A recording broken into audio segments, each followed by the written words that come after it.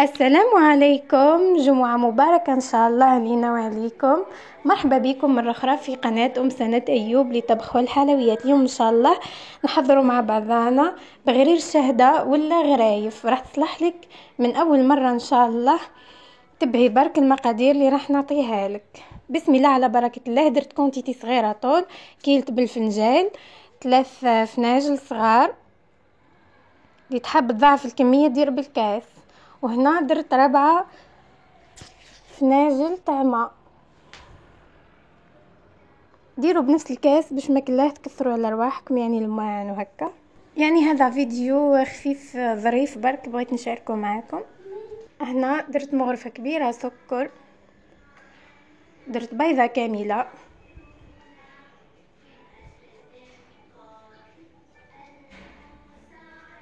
مغرفة صغيرة تاع ملح، ومغرفة كبيرة خميرة تاع الكسرة طبعا، خميرة كيميائية. من بعد خلطت بيان.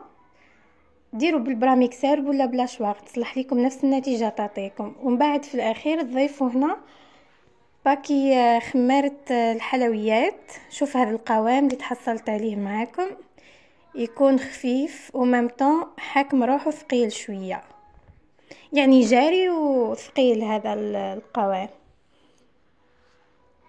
هنا نحط المقلاة تاعي تسخن، تكون النار متوسطة.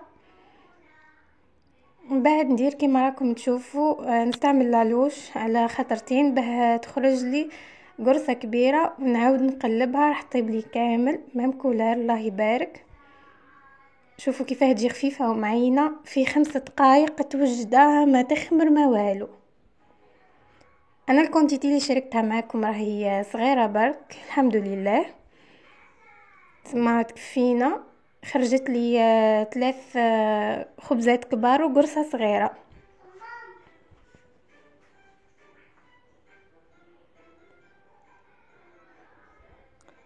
هذه الكونتيتي اللي بقت معايا نكملها بيان سور ونطيبها، راح تجيكم خفيفة هايلة. البنات جربوها ماكمش راح تندموا ان شاء الله.